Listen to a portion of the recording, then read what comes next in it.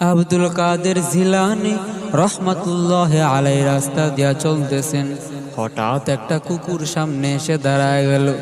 কুকুর ডাক দিয়া বলে, আব্দুল কাদের, আমার একটা প্রশ্নের জবাব দেন। আমার প্রশ্নের জবাব না দিয়ে আপনি কোথাও যাবেন না। আব্দুল কাদের জিলানী দাঁড়ায় গেলেন, ডাক দিয়া বলে, হে কুকুর, বলো তোমার কি প্রশ্ন, তুমি বলো। এইবার কুকুর ডাক দিয়া বলে, হে আব্দুল কাদের জিলানী, বলেন বলেন আপনি ভালো নাকি আমি কুকুর ভালো?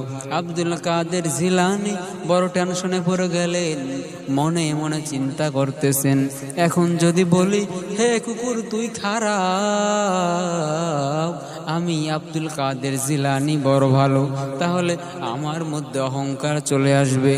আর যদি বলে কুকুর তুই খারাপ, কুকুর তুই ভালো, আমি আব্দুল কাদের জিলানী খারাপ, তাহলে আল্লাহ তাআলার কথার উল্টা হয়ে যাবে।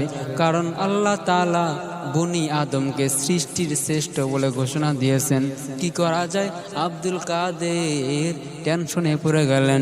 হঠাৎ করে আব্দুল কাদের জিলানী কুকুরকে ডাক দিয়া বলে, হ্যাঁ কুকুর শোনো, তোমার এই প্রশ্নের জবাব আমি এখন দিতে পারবো না।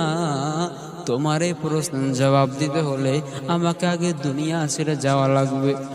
মরণের পর যদি আল্লাহ তাআলা আমার প্রশ্ন করার পর আমি যদি 3টা প্রশ্নের জবাব দিতে পারি, আমি যদি জান্নাত পাই, তাহলে আমি বলতে পারবো কুকুর তুমি খারাপ,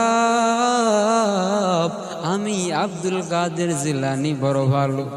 আর যদি আমার প্রশ্ন করে তোমার রবকে, তোমার দিন কি, তোমার ধর্ম কি, তোমার নবীকে, আমি যদি এই 3টা প্রশ্নের জবাব দিতে না পারি, আমার কবরটা হবে জাহান্নাম।